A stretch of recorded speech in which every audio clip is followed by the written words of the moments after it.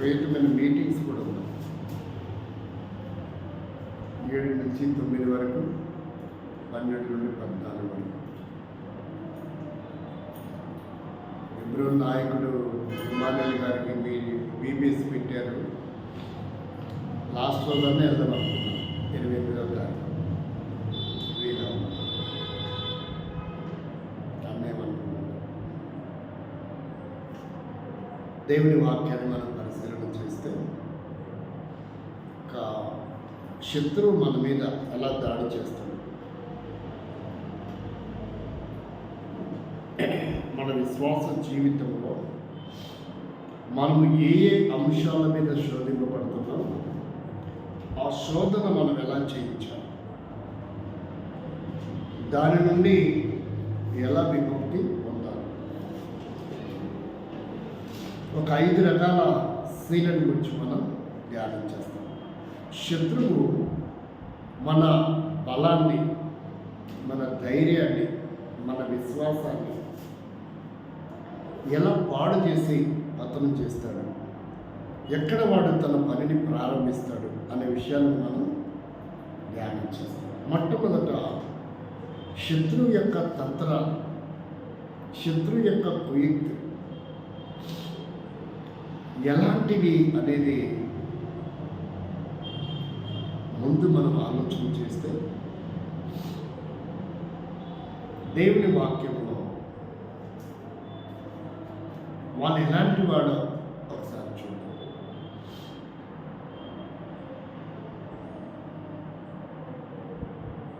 124వ కీర్తన మొదటి వచనం.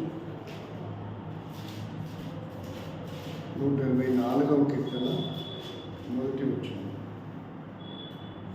మనుషులు మన మీదకి లేచినప్పుడు, మనుషులు మన మీదకి లేచినప్పుడు యెహోవా మనకు తోడై ఉండని ఎడల, యెహోవా మనకు తోడై ఉండని ఎడల వారి ఆగ్రహము మన పైన రగులుకొనినప్పుడు యెహోవా మనకు తోడై ఉండని ఎడల, యెహోవా మనకు తోడై ఉండని ఎడల వారు మనల్ని ప్రాణముతోనే మృంగివేసి ఉంటారు. ప్రాణముతోనే మనల్ని మృంగివేసి. మొదటి సమూయేలు గ్రంథం 4వ అధ్యాయము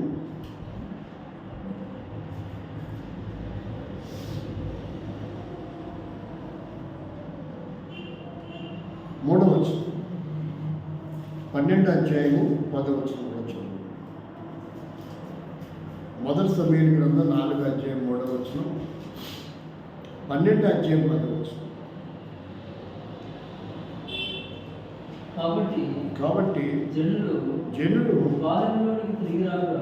పాలెంలోనికి తిరిగి రాగా ఇశ్రాయేలీయుల పెద్దలు యెహోవా నేడు మనలను ఫిలిష్తీయుల ముందర ఎందుకు ఓడించను? షిలోహులో ఉన్న యెహోవా నిబంధన మందసమును మనము తీసుకొని మన మధ్య ఉంచుకుందాము రండి. అది మన మధ్యలో ఉండిన ఎడల శత్రువుల చేతిలో నుండి మనలను రక్షించు. 12వ అధ్యాయం 10వ వచనం. ఇప్పుడు మనం నిబంధన మందసం వైపు వెళ్ళాం, కానీ శత్రువుల పరిస్థితి నుంచి మనం ఎలా విజయపడతాం? అంతట వారు మేము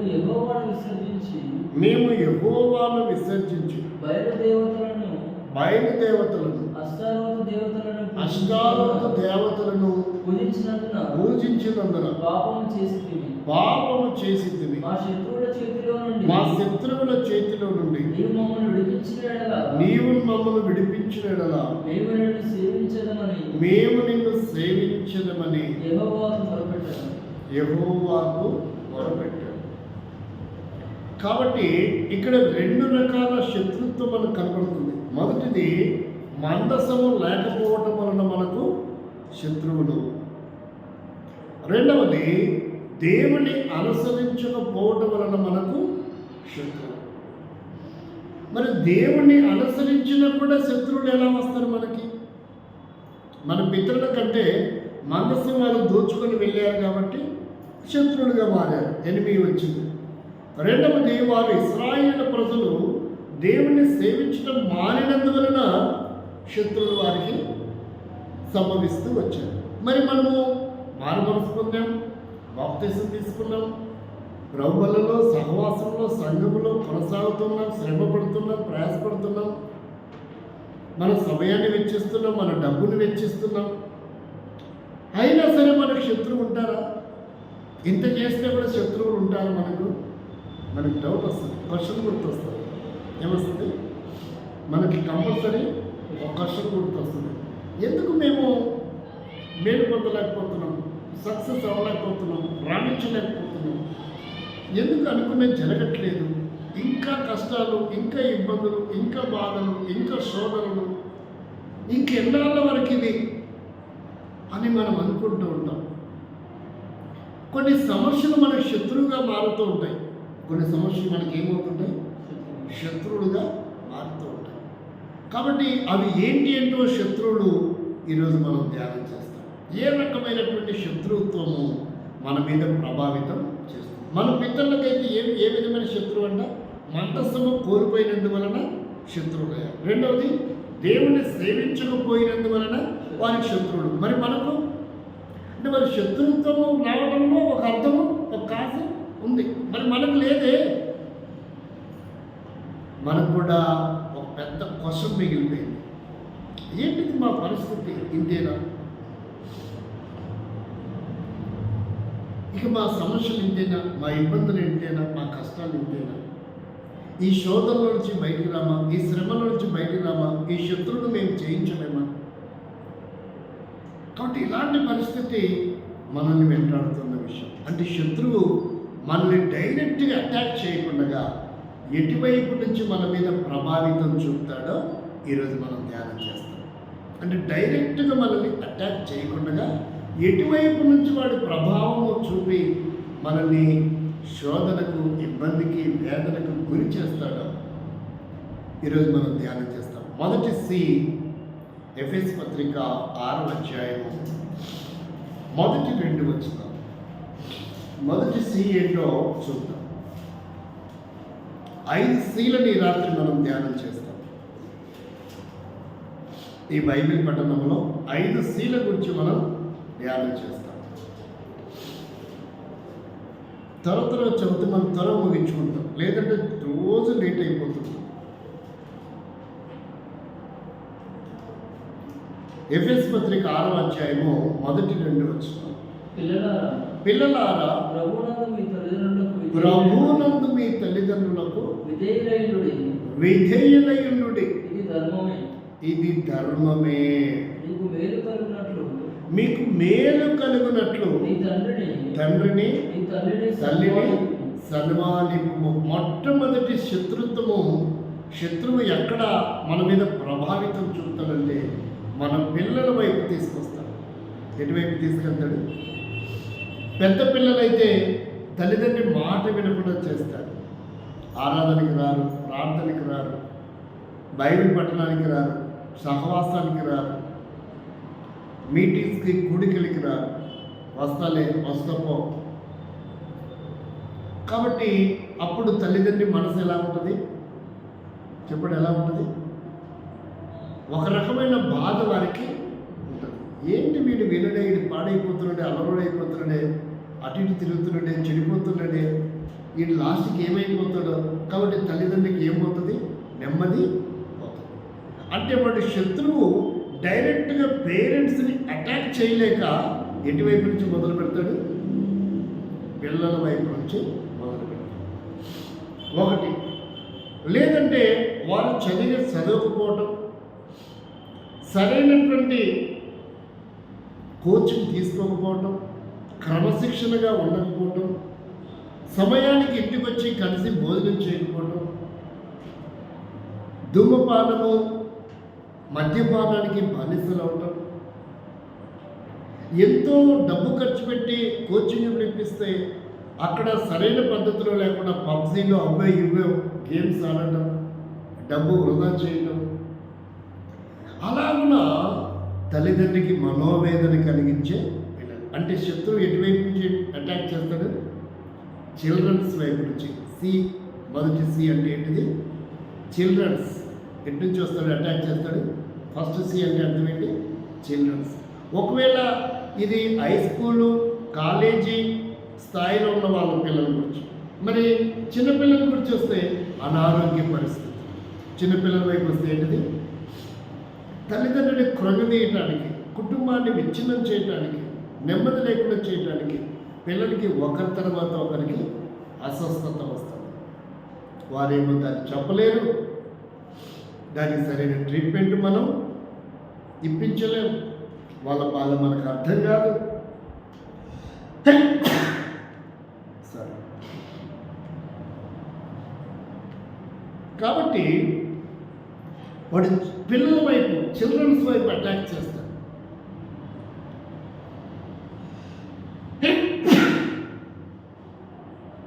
పేరెంట్స్కి నెమ్మది లేకుండా చేసే స్వభావం, ఇది మనం గమనించాలి. అంటే ఫస్ట్ అటాక్ ఎక్కడి నుంచి చేస్తున్నాడు? చిల్డ్రన్స్ వైపు. అంటే పేరెంట్స్ని ఏమి చేయలేక,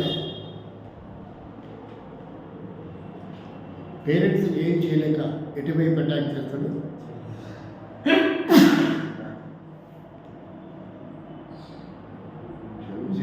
దరిద్రం. కాబట్టి కుటుంబానికి నెమ్మది లేకుండా చేస్తాడు.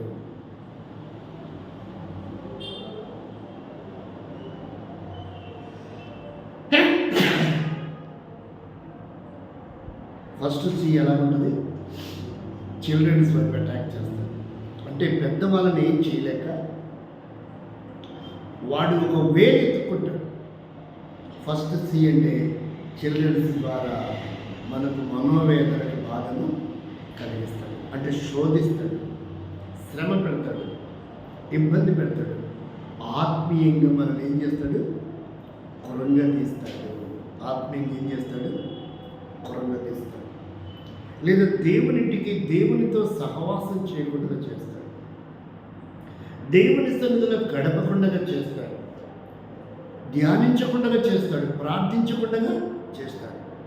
ఒకరు పోతే ఒకరి మధ్యలో బాధ ప్రారంభమవుతుంది. ఇంకా కొంత నెమ్మది ఉన్నారులే, బైబిల్ ధ్యానం చేద్దామంటే ఒకరు మొదలు పెడతారు. కాస్త వీళ్ళు బాగుందిలే, ఇక ప్రార్థన చేసుకుందాం అనుకుంటే మరొకరు మొదలు పెడతారు. కాబట్టి ప్రభుతో గడపకుండా చేస్తారు, ధ్యానం లేకుండా చేస్తారు, దేవునింటికి ఆ సంబంధం లేకుండా ఆ డిస్టర్బెన్స్ అవుతుంది. అంటే చిల్డ్రన్స్ ద్వారా మొట్టమొదటి శోధన వాడి ప్రయోగాలు చేస్తాడు. ఇది మొదటి. రెండోదిగా చూడండి, రెండవ సి ఏంటి అంటే, రెండవ సి ఏంటో మనం పరిశీలన చేస్తే, రెండవ సిగా ధ్యానం చేస్తాము.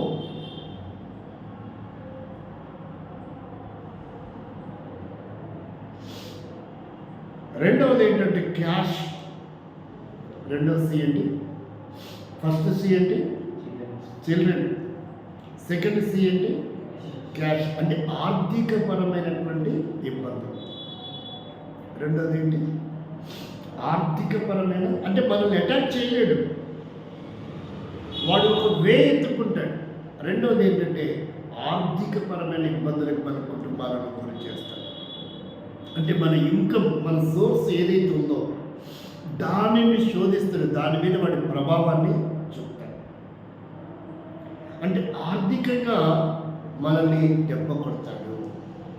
శత్రువు ఏం చేస్తాడు? శోధకుడు ఆర్థిక స్థితిగతుల మీద మనల్ని దెబ్బ కొడతాడు. అంటే ఈ నెలకి మనకి ఎంతైతే రాబడి అవసరమో, ఎంతైతే కుటుంబంకి అవసరాలు ఉంటాయో, ఏవేవైతే ఈఎంఐలు, తర్వాత రోజువారీ చీటీలు, వారం చీటీలు, నెల చీటీలు, నిత్తీలు కట్టుకునేట్టు ఉంటాయో, అదంతా సమగ్రవంతంగా జరుగుతూనే పని వాటన్నిటి మనం చేయగలం. సడన్గా 1-2 రోజులు సెలవు వచ్చో, ఏదో ధరలో వచ్చో, ఏదో ప్రతికూల పరిస్థితుల్లో బంధువులకో స్నేహితులకో అనారోగ్యం వచ్చో, యాక్సిడెంట్ వచ్చో, ఏదో శుభకార్యం, ఏదో కారణం అయిందని ఆ రోజు మనం ఏం చేయాలి? పని అవ్వాలి. అదొక రకమైన నష్టం. పని ఉంది కానీ వెళ్ళలేకపోయి పరిస్థితిని బట్టి ఒక రకమైన నష్టం. లేకుంటే పబ్లిక్ హాలిడేలో, లేదంటే ఇలాంటి గ్రామంలో జరిగే మహోత్సవాలు, ఇంకా అది అయిందాక పని లేదు మనకి. ఒక రోజు అయితే నో ప్రాబ్లం, ఒక వారం 10 రోజులు అయితే ఆ మహోత్సవాలు ఎంత లాస్? ఓ 10 నుంచి 15,000 రూపాయలు లాస్. మనకేమో ఆ నెలలో 30,000 రూపాయలు అవసరం ఉన్నది. సడన్గా ఈ మహోత్సవం పుణ్యం అంటూ మనకు 15,000 రూపాయలు లాస్. అర్థమైందా? శోధకుడు వాడి ప్లాన్లు ఎలా ఉంటాయంటే మనల్ని శోధించడానికి శత్రువు వేసుకునే పన్నాగాలు. రెండవది సి ఏంటంటే మన ఇన్కమ్ సోర్స్ క్యాష్ మీద ప్రభావం చూపుతాం. అంటే ఇప్పుడు మనము అవైతే చెల్లించాల్సిందే, అవి ఆగేటివి. ఒకవేళ తినేదాన్ని మనం తగ్గించుకోగలం, కానీ ఖర్చులు చెల్లించవలసిన వాటిని అవి మనం తగ్గించలేం. పచ్చడి వేసుకొని తినొచ్చు, లేదా కారం వేసుకొని తినొచ్చు, లేదంటే ఏదో సాయంకాలం పూట వాడిపోయి పడేయబోతున్న ఆ టమాటో కాయగూరలో తెచ్చుకొని ఏదో 100 ఒక 20 రూపాయలకో 10 రూపాయలకో వేస్ట్ అంతా పాడేసి కొద్దిగా మిగిలిన తీసుకొని ఏ సాంబార్ పులుసులాగా పెట్టుకొని అడ్జస్ట్ చేసుకోవచ్చు. లేదా కూర లేకుండా ఏ పులిహారలో కలుపుకొని ఆ పూట కాలం గడిపించు. కానీ మనం చెల్లించవలసి ఉన్నాయే, వాటిని చెల్లించక తప్పదు. కాబట్టి ఆ మాసము లేక ఆ వారం మనం ఏం చేయాల్సి వస్తుంది? అప్పు చేయాల్సి వస్తుంది. అర్థమవుతుందా? అంటే శోధకుడు, శత్రువు దేని మీద చెప్పబడతాడు? మన సంపాదన, మన ఇన్కమ్ మీద, మనకు రావాల్సిన క్యాష్, వాడి ప్రభావం చూపుతాడు. అలా కూడా మనల్ని శోధిస్తాడు. కాబట్టి మనము బి కేర్ఫుల్గా ఉండాలి. ఇలాంటి వాటికి మనం భయపడకూడదు. ఇలాంటి పరిస్థితుల్లో మనం ధైర్యంగా దేవుని కొరకైనా సిద్ధపాటు కలిగి ఉండాలి. ఇది రెండవది. చూడండి, రాజులు దాని కొరకై రెండవ గ్రంథం, రాజుల మొదటి గ్రంథం 2వ గ్రంథం 4వ అధ్యాయం మొదటి వచనం. అంతటా ప్రవక్త శిష్యులలో ఒకని భార్య, ఎవరంట? ప్రవక్తల శిష్యులు. ఆ ఇంట్లో కూడా ఆర్థిక సమస్యలు వచ్చాయి, ఆ ఇంట్లో కూడా అప్పుల పాలవుతూ వచ్చారు. నీ దాసుడనైనా చనిపోయేది. అతడు ఎట్లా అంటాడంట? దేవుని నమ్ముకున్నవాడు, దేవుని కొరకు జీవించేవాడు, నిష్ఠ గరిష్టలు కలిగినటువంటి వ్యక్తి, యథార్థత కలిగిన వ్యక్తి, భక్తిపరుడు, దైవ భయం కలిగిన వాడు, దేవుని క్రమం కలిగిన వాడు. అయినప్పటికీ తన జీవితంలో ఏ సమస్య ఎదుర్కోవాల్సి వచ్చింది? ఆర్థికపరమైన సమస్య. అంటే సరైన ఇంటికి సరిపడే క్యాష్ లేదు, ఆర్థికపరమైన సమస్య వచ్చింది. తద్వారా ఏమైందంట? చదవండి. తెలిసే ఉన్నది. ఇప్పుడు అప్పులవాడు వచ్చాడు. అంటే ఎంత భక్తిపరుడైనప్పటికీ తన జీవితంలో ఏ సమస్య ఎదుర్కోవాల్సి వచ్చింది? ఆర్థికపరమైన సమస్య, శత్రువు చేసినటువంటి ప్లాన్. కాబట్టి ఇంత ప్రవక్త భక్తిపరుడి ఇంట్లోనే సమస్య వచ్చిందంటే మన ఇంట్లో రాదా? వస్తుందా? రాదా? అది మన ఇంటి తలుపు తట్టుదా తట్టదా? మన జీవితంలో తలుపు తట్టుదా తట్టదా? భక్తిపరుడు అంటే ఆయన ప్రవక్త కూడా పైపెచ్చాడు. అలాంటి ఇంటికే అతని వ్యక్తికే సమస్య వచ్చిందంటే అంతటి మహానుభావుడికి, మహనీయుడికి మనం ఏపాటి వారం? అంటే శత్రువు ఎవరిని కూడా వదిలిపెట్టాడు. ఏదో రకంగా వాడి పన్నాగాలు, వాడి కుయుక్తులు భక్తి పరులను కూడా గజగజలాడించి కదిలించే పరిస్థితి, ఆర్థికపరమైన ఇబ్బందుల ద్వారా కూడా మనం వేదనకి గురయ్యే పరిస్థితి, మనం శోధింపబడతాం. అసలు నాకేంటి బాధలు, ఒకప్పుడు ఎలా ఉండేవాడిని, నా చేతిలో ఎంత డబ్బు తిరిగేది, విచ్చలవిడిగా ఖర్చు పెట్టేవాడిని, ఇప్పుడు ఎందుకు ఇలా జరుగుతుంది? నేను ఒకవేళ భక్తిగా ఉండడం, యథార్థంగా ఉండడం, నమ్మకంగా ఉండటం దేవుని చిత్తం కాదా? మనం డౌట్ వస్తుంది. ఎందుకంటే ఈయన ఎవరంట? ఈయన ఎవరు? మహానుభావుడు, భక్తిపరుడే. ఎవరైనా సాధారణమైన వ్యక్తి కాదు.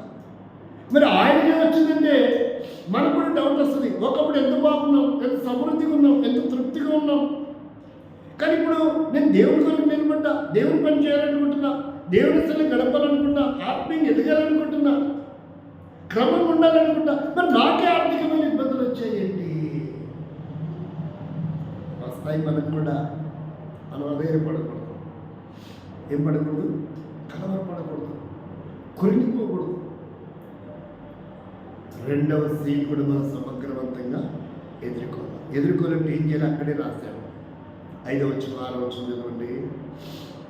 ఆమె నిద్ర నుండి పోయి తాను కుమారులను లోపల నుండి తలుపు మూసి కుమారుడు తెచ్చిన పాత్రలో. కాబట్టి ఇక్కడ పాత్ర అంటే మనం తలుపు మూసుకొని ఏం చేయాలంట? నూనె పోయాల. ఇది ప్రార్థనా జీవితం, ఇది అభిషేకం, ప్రార్థన అభిషేకం. మత్తయి సువార్త 4వ అధ్యాయము 6వ అధ్యాయము 6వ వచనం. లోపల నుండి తలుపేసుకోవాలంట. ఎందుకు? అంత రహస్యం ఏంటి?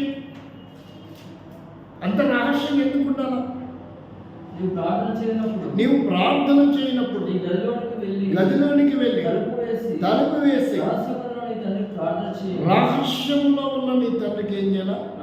కాబట్టి ఆర్థికపరమైన ఇబ్బందులు, శోధనలు వచ్చినా సరే మనం కలవరపడకూడదు. అంటే ప్రార్థనని ఇంకొంచెం ఏం చేయాలా?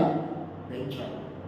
ఒకవేళ ఇంటికాడ ప్రార్థన చేయడానికి వీలవ్వలేదు అనుకో, మనం అప్పుడు ఏం చేస్తే సరిపోతుంది? ఇక దేవుని సన్నిధికి వచ్చి ప్రార్థన గడిపితే సరిపోతుంది. అర్థమైంది లేదా? ఒకవేళ ఇంటికాడ వీలవ్వకపోవచ్చు, అనుకూలించకపోవచ్చు, ఎవరెవరు డిస్టర్బెన్స్ చేయొచ్చు, ఇబ్బంది కలిగించవచ్చు.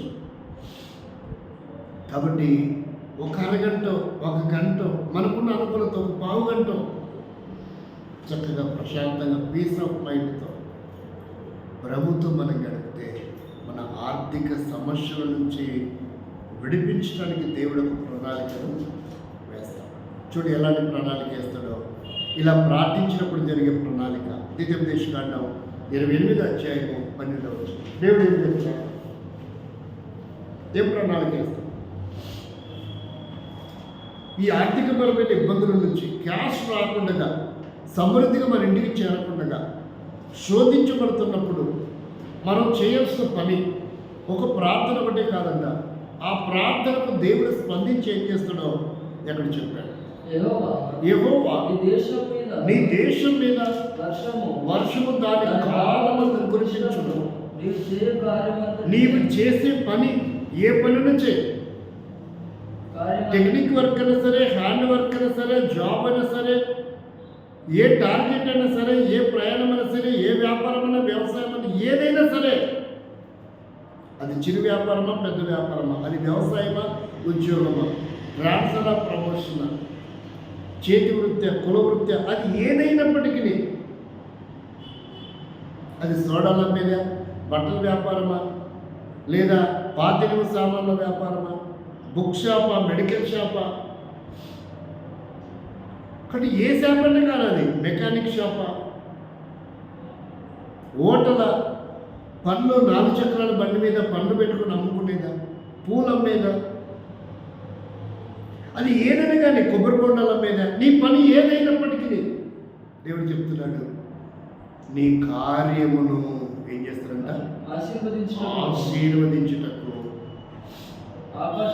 ఆకాశములు తన మంచి ధనునిధిని తెరిచి అనేక జనానికి ఇప్పుడు నుంచి ఏం చేస్తావు? నువ్వు అప్పిస్తావు. కానీ ఏం చేయమని నీకు అప్పు ఉండదు.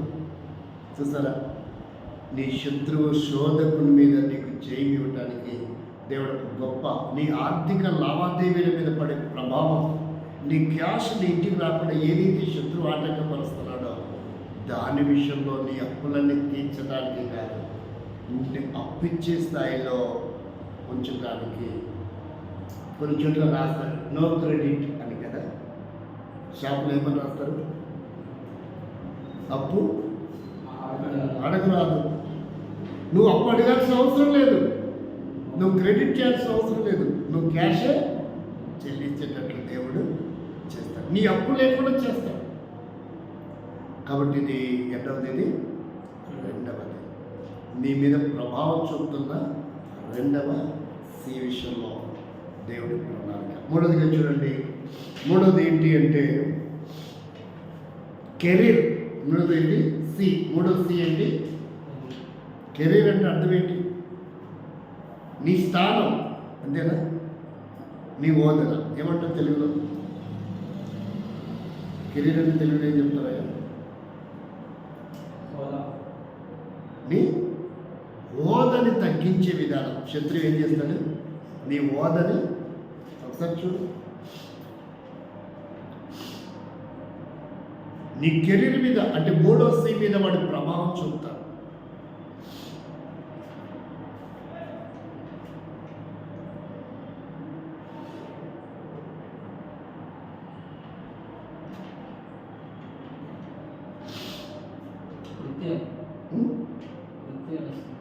నీ వృత్తి, నీ పని, అంటే నువ్వు చేస్తున్నది ఏదైతే ఉందో నీ స్థానం, నీ వృత్తిలో నువ్వు ఉండవలసిన స్థానం. అంటే అది ఏ వృత్తి అయినా కానీ నీ గురించి తప్పుగా చెప్పి నీకు రావాల్సిన వర్క్ రాకుండా మళ్ళించడం, డైవర్ట్ చేయడం, నీ గురించి బ్యాడ్గా చెప్పి ఏంటిది అది,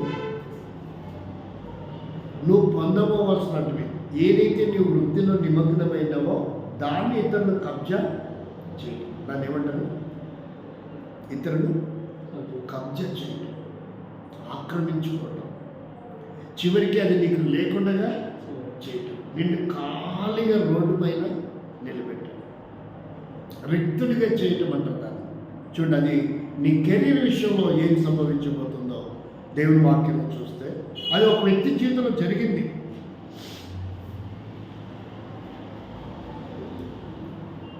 ఒక వ్యక్తి జీవితంలో జరిగింది.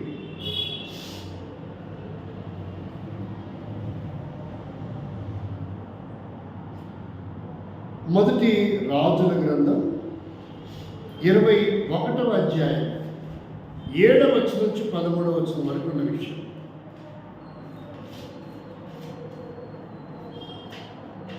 అందుకు అతని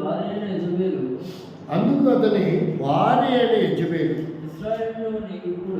ఇశ్రాయేలులో నీవిప్పుడు రాజ పరిపాలన చేయడం లేదా, లేచి భోజనం చేయి, మనసులో సంతోషంగా ఉండు, నేను యెజ్రెయేలీనైనా. ఎవరంటే అంత పేరేంటి, నాబోతు ద్రాక్ష తోట.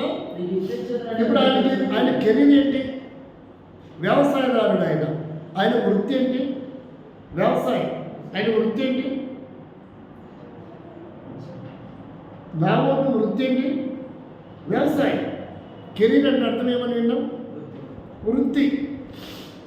కాబట్టి ఇక్కడ ఏం జరిగిందంటే నాబోతుకున్న పొలాన్ని కబ్జా చేసి యెజబెలు ఎవరికి ఇస్తారని మాటిస్తుంది, తన భర్త అయిన రాజుకు. వాడికి ఏం తక్కువ, ఇతనికి అది తప్ప వేరే అవకాశమే లేదు. ఒకవేళ జిల్లా లెవెల్లో కాంట్రాక్ట్ చేసేవాడికి 20,000 రూపాయల పని దొంగిలిస్తే ఎట్లుంటుంది, ఆ వారమంతా అతని జీవనోపాధి ఆ 20,000. జిల్లా లెవెల్లో కోట్లలో టర్న్ ఓవర్ చేస్తున్న వ్యక్తి ఆ చిన్న సైట్ ఆక్రమిస్తే ఎట్లుంటుంది, ఆ వారమంతా అతనికి ఇంకా జీవనోపాధి లేదు. కాబట్టి ఇక్కడ నాబోతు కనబడుతున్నాడు మనకు, అతని కెరీర్ నాశనం చేయబోతున్నారు. శత్రువు మన కెరీర్ మీద కూడా ఏం చేస్తాడు? మనల్ని ఏం చేయలేక, అర్థమవుతుంది నేను చెప్పేది, మనల్ని ఏమి చేయలేక వాడు ఇండైరెక్ట్గా వస్తాడనమాట. మూడవది ఏంటి అంటే కెరీర్. మూడవది ఏంటి? మన కెరీర్ మీద వాడి ప్రభావం చూపుతాం. చివరికి ఏం చేసిందంటే 14-15 చదువు. నాబోతు రాతి దెబ్బల చేత మరణమాయనని వారు యెజెబెలునకు వర్తమానం పంపగా, దానికంటే ముందు మనం చదవాలి 12-13 చదవాలి. ఎట్లనగా వారు ఉపవాస దినము చాటించి నాబోతును జనుల ఎదుట నిలబెట్టిరి. అప్పుడు పనికిమాలిన ఇద్దరు మనుషులు చూసారా, అతని కెరీర్ని నాశనం చేయడానికి 2 తప్పుడు సాక్ష్యాలు చెప్పే వ్యక్తులు తీసుకొచ్చారు. వాళ్ళిద్దరు ఎవరంట? ఉన్నట్టు చెప్పారా? వాళ్ళు ఎవరంట? చదవండి అక్కడ. పనికి మాలిన వారు అంటే పని చేసుకునేవాడు నాబోతు. వాళ్ళెవరు? ఖాళీగా తిరిగేవాళ్ళు, అల్లరిగా తిరిగేవాళ్ళు, వృధాగా తిరిగేవాళ్ళు. అతను వారికి ఏ కెరీర్ లేదు సమాజంలో. అలాంటి పనికి మాలిన వారు తీసుకొచ్చి ఏం చేశారు? సమాజంలో ప్రవేశించి అతని ఎదుట కూర్చుండి నాబోతు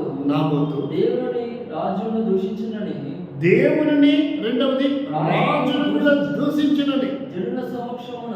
కాబట్టి ఇప్పుడు ప్రవీణ్ ప్రగడాల కెరీర్ ఏమైపోయింది చెప్పండి? అంటే ఇక్కడ నాబోతే కాదు, ప్రవీణ్ ప్రగడాలు ఇలా అన్నాడు, మా దేశాన్ని ఇలా అన్నాడు, మా వారిని ఇలా అన్నాడు. ఎలాంటి పొట్ట దొరికినారంట? వాళ్ళేమైనా భక్తి పరుల, వాళ్ళేమైనా నీతి పరుల, వాళ్ళేమైనా యథార్థవంతుల? కాబట్టి మన కెరీర్ మీద ప్రభావం చూపుతాడు శత్రువు. మనం బహు జాగ్రత్తగా ఉండాలి. వాళ్ళేమైనా మంచి వాళ్ళ, మంచి విట్నెస్ ఉండాలా, మంచి సాక్ష్యం ఉండాలా, మంచి వక్తల, వర్త్ఫుల్ క్యాండిడేట్ల, వాళ్ళు ఏమైనా విఘ్నులా? కాదు, పనికి మారిన వారేనంట. కాబట్టి నాబోతుని ఆ పొలము ఆక్రమణకి గురవుతుంది. తనకి ఇంకా ఏం పోయింది? వృత్తి పోయింది. వృత్తి పోవటమే కాదు, అసలు లైఫే నిర్వీర్యము చేయబడింది. 15 చదవండి. 15 వచ్చింది. నాబోతు రాతి దెబ్బల చేత మరణమాయనని యెజెబెలు విని నాబోతు సజీవుడు కాడు. అతడు చనిపోయిన కనుక నువ్వు లేచి యెజ్రెయేలైన నాబోతు క్రయమునకు నీకు ఇవ్వనున్నకపోయినా అతని ద్రాక్ష తోటను వెళ్ళి ఏం చేసుకోవచ్చు? స్వాధీనపరచుకోవచ్చు. కాబట్టి ఇప్పుడు నాబోతు కెరీర్ పోవటం కాదు, అసలు లైఫే పోయింది. ప్రవీణ్ పగడాల కెరీర్ పోవటం కాదు, ఇప్పుడు లైఫే పోయింది. కడు ప్రేమిని మిత్రులారా, స్నేహితులారా, సహోదరి సహోదరులారా, కాబట్టి సాధారణ నీ కెరీర్ మీద కూడా ఏం చేస్తాడు? శోధిస్తాడు, ప్రభావం చూపుతాడు. కానీ నువ్వు అధైర్యపడకూడదు. కానీ నువ్వేం చేయకూడదు? అధైర్యపడకూడదు. నీ చేతులైన పని నువ్వు చేస్తూనే ఉండాలి. ఏది దొరికినా నువ్వు విడిచిపెట్టకూడదు. అది చిన్నదైనా పెద్దదైనా. పెద్దదే రావాలనుకోవద్దు, చిన్నదైనా పర్లేదు. నీకు అవకాశం కలిగినది ఏది నీ ముందుకు వచ్చినా నువ్వు దాన్ని చేస్తూ వెళ్ళాలి. లేదంటే కెరీర్ ఏమయ్యే అవకాశం ఉంది, వాడు పతనం చేసే అవకాశం, దేనికి పనికి రాకుండా మనల్ని వీధిలో నిలబెట్టే పరిస్థితి కూడా సంభవించకూడదు. అంటే వాడికి మనం ఏం చేయకూడదు?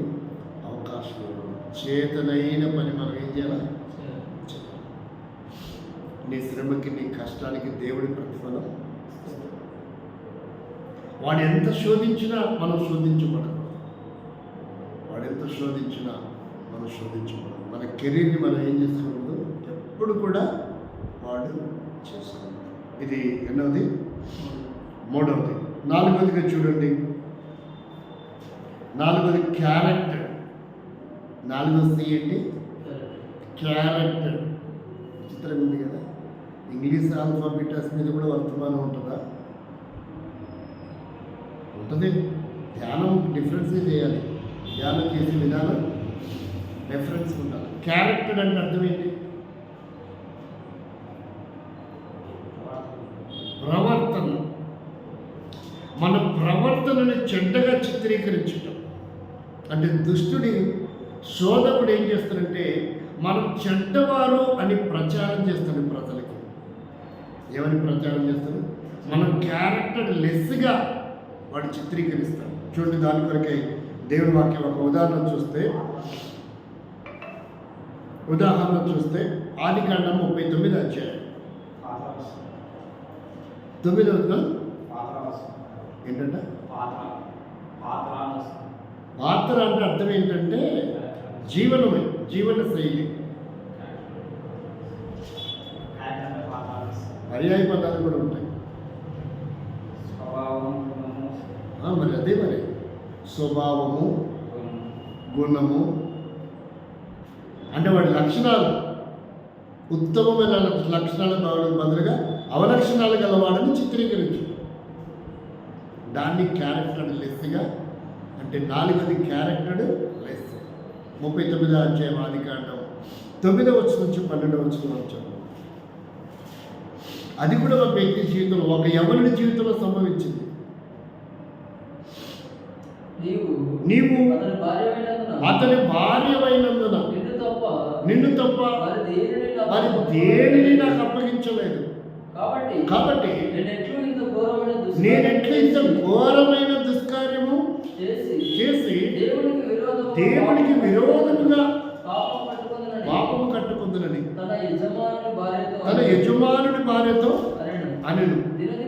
దినదినము మాట్లాడుచున్నది కనుక అతడు సేవించుటకైనా ఉండుటకైనను విన్నవాడు కాదు. అట్లుండగా ఒకనాడు పని మీద ఇంటి లోపలికి వెళ్ళినప్పుడు ఎవరునూ అక్కడ లేనప్పుడు ఆమె వస్త్రము పట్టుకొని చెప్పగా విడిచిపెట్టి కాబట్టి ఇప్పుడు అతను ఉత్తముడా లేదంటే సద్గుణము గలవాడా దుర్గుణము గలవాడా? సద్గుణము గలవాడైనప్పటికీ అతను క్యారెక్టర్ లెస్ అని చిత్రీకరించి తన భర్తతో చెప్పి జైల్లో పెట్టించింది. అర్థమవుతుందా? అంటే శోధకుడు మన క్యారెక్టర్ మీద దెబ్బ పడతాడు. వీడిని మనం ఎలా ఓడించాలా, వీడిని మనం ఎలా ఎదుర్కోవాలా, వీడిని ఎలా మనం ఢీకొట్టాలా, వీడిని ఎలా మనం గెలవలేమనుకున్నప్పుడు అతను ఏం చేస్తాడు? క్యారెక్టర్ లెస్గా చిత్రీకరిస్తాడు. ఒకవేళ జాషువా సంగతి పక్కన పెడదాం.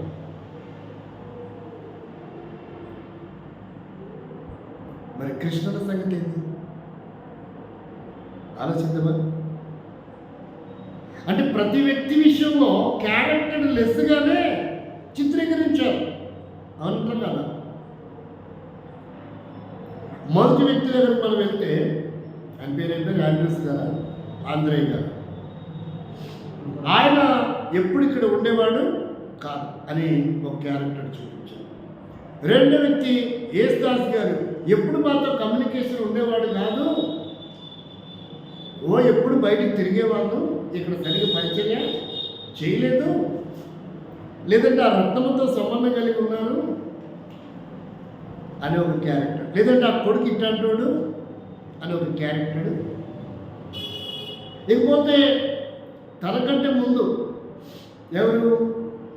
కృపారావు డబ్బంతా తినేశాడు. ఎవరు క్రియేట్ చేశాడు? డబ్బంతా 30,000 రూపాయల దాకా తినేశాడు. అర్థమవుతుంది నేను చెప్పేది? ఇలా మరి వీడు డబ్బంతా తినేస్తే మరి ఆ ఊళ్ళో పేట్రాచార్య గారు ఆ సంఘానికి ఎట్లా వేసుకున్నాడు? వాళ్ళ ఊరి వాళ్ళ సంఘానికి ఆలోచించాలి కదా మనం. కాబట్టి ఇక్కడ మనం పరిశీలించాల్సిన విషయం ఏంటంటే ఒక్కొక్క వ్యక్తిని ఏమీ చేయలేక ప్రార్థన ద్వారా కానీ వాక్యం ద్వారా కానీ సేవ ద్వారా కానీ ఎదుర్కోలేక అతన్ని క్యారెక్టర్ లెస్గా చిత్రీకరించి చూసారు ఎలా కాబట్టి యోసేపుని లొంగ తీసుకోవడం చేతగాక ఏమని చిత్రీకరించారు? క్యారెక్టర్లెస్. అంటే శత్రువు శోధకుడు మన క్యారెక్టర్ కూడా ప్రభావం చూపుతాడు. అయినా మనం దేవుని కొరకై నిలబడాలి. ఎలాంటి విపత్తు వచ్చినా మనం కలవత చెంది కలవరపడకూడదు, భయపడకూడదు, పారిపోకూడదు, దాక్కోకూడదు, అధైర్యపడకూడదు. దాన్ని ఎదుర్కోవాలి. మనం సమగ్రవంతంగా ఏం చేయాలా? సమగ్రవంతంగా ఏం చేయాలా? ఎదుర్కోవాలి. కాబట్టి మనం కలత చెందకూడదు. అధైర్యపడితే అది నిజమని ప్రూవ్ చేయబడుతుంది. కాబట్టి మనము మన క్యారెక్టర్ని కూడా విషయంలో శోధించేవాడు ఎలాగైనా శోధించినా మనకు దానిలో ప్రభువును బట్టి, ఎవరిని బట్టి? ప్రభువును బట్టి. ప్రభు మీదనే క్యారెక్టర్ లెస్ అని ఇప్పటికీ అంటున్నారు. ఆయన అలా పుట్టాడు, ఇలా పుట్టాడు, వాళ్ళకి పుట్టాడు, ఇలా పుట్టాడు అని ఇప్పటికి కూడా అంటున్నాడు. మరి మన మీద మనల్ని అనరా? ఇలాంటి సమయంలో కూడా మన దేవుడి కొరకే నిలబడాలి. ఎన్ని నిందల అవమానాలు వచ్చినా, ఎంతగా తప్పుగా చిత్రీకరించినా సరేలేండి అనుకోండి, ఒకరోజు నిజం బయటపడుతుంది. నిజం నిప్పులాంటిది. దేవుడు నా పక్షంగా ఉంటాడు అనేది మనకు బలమైన తీర్మానం కలిగిన వారంగా ఉండాలి. మొదటిది ఏంటి? చిల్డ్రన్ ద్వారా మనల్ని అటాక్ చేస్తాడు. రెండవది ఏంటిది? క్యాష్ ద్వారా అటాక్ చేస్తాడు. మూడవది ఏంటిది? కెరీర్ ద్వారా అటాక్ చేస్తాడు. నాలుగవది ఏంటిది? క్యారెక్టర్ ద్వారా కూడా వాడు మనల్ని అటాక్ చేస్తాడు. కాబట్టి వాడు ఎన్ని కోణాల్లో మనల్ని అటాక్ చేసినా మనమైతే దేవుని కొరకే నిలబడాలి. చివరిగా ఐదవదిగా మనం చూస్తే కమిట్మెంట్. ఐదవది ఏంటి? కమిట్మెంట్ మీద కూడా వాడు ప్రభావం చూపుతాడు. కమిట్మెంట్ ద్వారా కూడా వాడు మన మీద ప్రయోగం చేస్తాడు. మనల్ని కృంగదీస్తాడు, మనల్ని ఓడిస్తాడు. శాశ్వతంగా దేవునికి, సంఘానికి, దేవుడి ప్రజలకి దూరం చేసి దాక్కునేటట్టు చేస్తాడు. దేని మీద? కమిట్మెంట్ విషయంలో. ఏదైతే తీర్మానం చేసుకున్నామో, ఏదైతే బాప్తిసం తీసుకునేటప్పుడు తీర్మానం చేసుకున్నామో, రక్షణ కొరకైన తీర్మానం చేసుకున్నామో, లేక వర్తమానం అయినప్పుడు నేను ఇలా ఉండాలి, ఇలా జీవించాలని తీర్మానం చేసుకున్నామో, ఆ కమిట్మెంట్ అవుతూ వచ్చామో దాని నుండి మనం డైవర్ట్ చేయడానికి వాడు ప్లాన్ చేస్తాం. మన కమిట్మెంట్ మీద కూడా, అంటే ఐదవ సి ఏంటి? కమిట్మెంట్. కమిట్మెంట్ అంటే ఏంటిది? ఒడంబడిక, నిర్ణయం, నిబంధన. కాబట్టి దాని మీద కూడా వాడి ప్రభావం. నువ్వు ఎలా నిలబడతావో చూస్తా, ఎలా దేనికి నిలబడతావో, నీ నిబంధన ఎలా ఉంటుందో చూస్తా, నేను ఎలాగైనా దెబ్బ కొడతా, నేను దాంట్లో నుంచి ఓడిస్తా, నేను బయటకు తీసుకొస్తా, నేను పాడు చేస్తా, పతనం చేస్తా. నువ్వు ఎలా నిబంధన కలిగి ఉంటావు. కాబట్టి వాడు మన కమిట్మెంట్ మీద కూడా ప్రభావం చూపుతాడు. మన శత్రువు శోధన, ఆ శోధన కూడా మనం చేయించాలి. చూద్దాం దేవుని వాక్యంలో నుండి యెహోషువ గ్రంథం 1వ అధ్యాయము 16వ వచనం 17వ వచనం. కొంతమంది చేస్తున్న కమిట్మెంట్ ఎలా ఉందో చూడండి.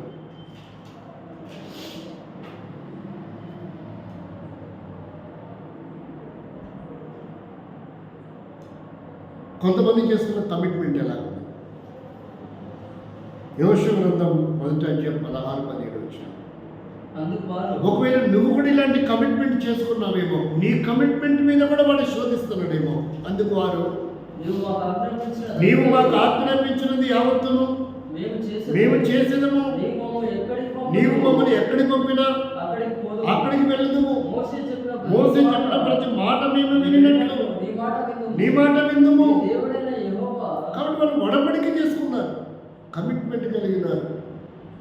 కానీ ఆ కమిట్మెంట్ మీద నీవు కూడా ఒడంబడిక చేసుకుంటే, వర్తమానం విన్నప్పుడు నేను కూడా ఇలా ఉంటా ప్రభా, ఇలా జీవిస్తా ప్రభా, ఇది చేస్తా ప్రభా, ఏదేమైనా ఎన్ని ఆటంకాలు వచ్చినా, ఎన్ని అడ్డుబండలు వచ్చినా, ఎన్ని సమస్యలు వచ్చినా, ఎన్ని రోగాలు వచ్చినా, ఎన్ని ఇబ్బందులు వచ్చినా, నీ కొరకే, నీ పరిచయ కొరకు, నీ సేవ కొరకు నిలబడతా ప్రభా. కమిట్మెంట్ ఒక ఒడంబడిక చేస్తున్నాడు. అయితే ఒడంబడిక మీద కూడా దెబ్బ పెట్టడానికి రెడీగా. చూడండి, యోబు మీదనే దెబ్బ కొట్టాడు. మన మీద దెబ్బ కొట్టడమా? యోబు మీద దెబ్బ కొట్టాడు. చూస్తారా? 2వ అధ్యాయము యోబు గ్రంథం 9వ వచనం. యోబు గ్రంథం 2:9. అతని భార్య వచ్చి నీవు ఇంకను యథార్థత వదలకయిందువా, దేవుని దూషించి మరణముందము. చూస్తారా, అంటే ఆయన ఎలా ఉండాలనుకున్నాడు? యథార్థంగా ఉండాలనుకున్నాడు చివరి క్షణం వరకు. కానీ ఎవరిని దూరాడు శోధకుడు? భార్యలోనే. వాడు తల్లిలో దూరుతాడు, తండ్రిలో దూరుతాడు, భార్యలో దూరుతాడు, పిల్లల్లో దూరుతాడు, పనులతో దూరుతాడు. వాడు ఎవడిలోనైనా దూరొచ్చు మనల్ని శోధించడానికి. కాబట్టి యోబు లాంటి కమిట్మెంట్ని కూడా వాడు శోధిస్తున్నాడంటే మన పెద్ద లెక్కన వాడికి పెద్ద లెక్కన మనం. కాబట్టి మన ఒడంబడిక మీద కూడా వాడి ప్రభావం, మన కమిట్మెంట్ మీద కూడా ప్రభావం చూపుతాడు. కానీ మనం ఎప్పుడు అధైర్యపడకూడదు. దేవుని కొరకై మనం నిలబడాలా. ఎలా నిలబడతాం? మరి అలాంటి సమయంలో మన కమిట్మెంట్ మీద వాడు శోధించేటప్పుడు, మనల్ని ఓడిస్తున్నప్పుడు మనం ఎలా చేయకుండా, ఇది 5వదిగా చివరిగా మనం చూస్తాం. ఎలా చేయకుండాలా అని మనము ఆలోచన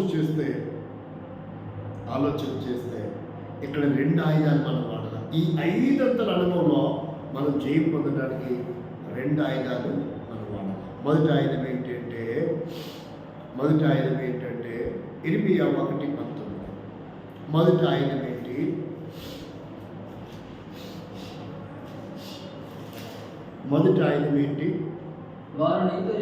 నీతో యుద్ధము చేదురు కానీ నిన్ను విడిపించుటకు నేను నీకు తోడైనందున.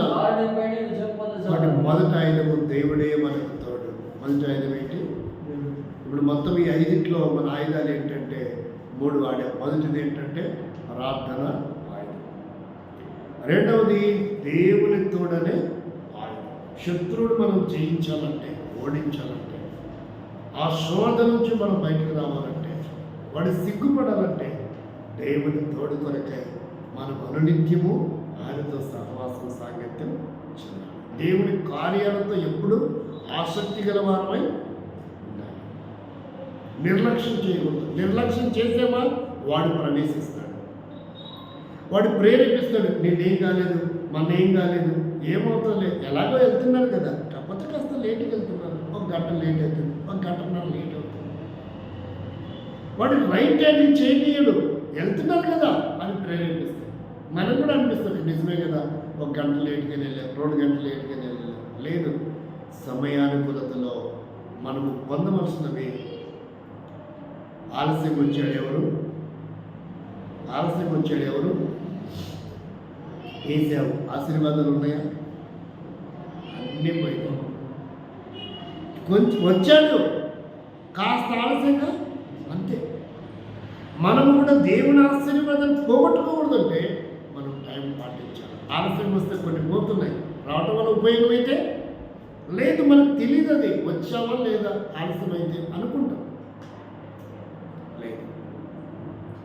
ప్లాన్ చేసుకోవాలి. మనం ఏదో 30-40 కిలోమీటర్ల దూరం నుంచి వస్తుంటే బస్సు దొరకలేదు, ఆటో కాడికి వచ్చాము, 1 గంటన్నర, ఆటో నిండలేదు, అందుకే లేట్ అయింది. ఓకే, కాసింది అక్కడ. లేదా టైర్ పంచర్ అయిందో, లేదా నడుచుకుంటూ వచ్చామో, లేదా ఎవరికైనా ఇబ్బంది కలిగితే హాస్పిటల్కి తీసుకెళ్ళిపోయి చూపించి ఇంటికాడ దిగబెట్టి రావాల్సి వచ్చిందో, కాదుంది. అనుకూలించబడి ఆలస్యం వస్తే ఆశీర్వాదాలు కొంచెం ఆలస్యం వచ్చింది. కాబట్టి ఇక్కడ మనం పరిశీలించుకోవాల్సిన విషయం ఏంటంటే, మన శత్రు మీద విజయం పొందాలంటే దేవుని తోడు కూడా మనకు అవసరం. బైబిల్ రాయబడింది, యెహోవా మీకు దొరుకు కాలంలో ఆయనను వెదకుడి. దాటి వెళ్ళిపోయినట్టు ప్రయోజనం లేదు. వారు వచ్చారంట, బుద్ధికి లేని కన్యకలు. అప్పటికే పెళ్లి కుమారుడు లోపలికి వెళ్ళిపోయాడు, తలుపులు మోయబడ్డాయి. వాళ్ళు కొట్టుకున్న జాగ్రత్త ప్రయోజనం కొంచెం ఆలస్యమైందంతే. ఆలస్యం అనర్థాలకు దారి తీస్తుందని మనకు తెలియదు. మనం దాన్ని చాలా టేక్ ఇట్ ఈజీగా తీసుకుంటున్నాం. దానిలో ఎంతో నష్టం, ప్రమాదం మనం ఎదురు చూస్తున్నాం, నష్టపోతున్నాం. ఆశీర్వాదం పొందవలసిన స్థానంలో శాపములే మనం కొని తెచ్చుకుంటున్నాము. బట్ టైం ఫాలో అవడానికి కూడా మనం ప్రయత్నం చేయాలి. ఆయన మిస్ అయ్యాడనుకో ఇంకేం ప్రయోజనం లేదు. కాబట్టి చివరిగా మనం చూస్తే ఈ మరొకటి ఏంటి, శ్రీ శోధకుని జయించాలంటే మొదటి యోహాను పత్రిక 5వ అధ్యాయము 4వ వచనం. మొదటి యోహాను పత్రిక 5వ అధ్యాయము 4వ వచనం. దేవుని మూలముగా పుట్టిన వారందరూ లోకమును జయించుదురు. లోకమును జయించిన విజయము మన విశ్వాసమే. కాబట్టి ఎన్ని విపత్తులు వచ్చినా, ఎన్ని శోధనలు వచ్చినా, ఎన్ని సమస్యలు వచ్చినా, మూడవది ఏంటిది? విశ్వాసం. మొదటిది ప్రార్థన జీవితం, సమయానుకూలత, దేవునితో సహవాసం, సాంగత్యం, దేవుని తోడు కలిగి ఉంటాం. మూడవది ఏంటంటే మన విశ్వాసం ద్వారా శత్రువుని అంచెలంచెలుగా క్షణక్షణముగా మనం ఏం చేయొచ్చంట, ఓడించవచ్చు. కాబట్టి ఇప్పుడు ఎన్ని స్త్రీల మీద వాడి ప్రభావం చూపుతాడు. మొదటిది చిల్డ్రన్స్ మీద ప్రభావం చూపుతాడు. రెండవది మనకు వచ్చే క్యాష్ మీద ప్రభావం చూపుతాడు. మూడవది మన కెరీర్ మీద ప్రభావం చూపుతాడు. నాలుగవది మన క్యారెక్టర్ మీద ప్రభావం చూపుతాడు. ఐదవది మన కమిట్మెంట్ మీద కూడా వాడి ప్రభావం చూపుతాడు. కానీ ఎక్కడ కూడా మనం వాడికి లొంగిపోకూడదు. అంచెలక్షణము ప్రభువుని బట్టి, ప్రార్థన బట్టి, దేవునితో సహవాసం, సాంగత్యాన్ని బట్టి, క్రమాన్ని బట్టి, దేవుని తోడుని బట్టి, విశ్వాసాన్ని బట్టి ఎక్కడ కూడా మనం తగ్గిపోకుండా వారిని చేయిస్తూ జీవితాన్ని పొందుతూ ఉన్నతమైన స్థాయికి మనము చేరుకోవాలన్నదే, దేవుని సమరూపానికి ఎదగాలన్నదే, ఆశీర్వాదకరంగా మన జీవితం ఉండాలన్నదే, ప్రభులో వృద్ధి పొందాలన్నదే దేవుడి యొక్క ముఖ్య ఉద్దేశం. ఆ రీతిగా దేవుడు మనకు సహాయం చేసి వీటన్నిటి విషయంలో జై జీవితాన్ని అనుగ్రహించుగాక. ఆమె ప్రార్థన చేస్తాం.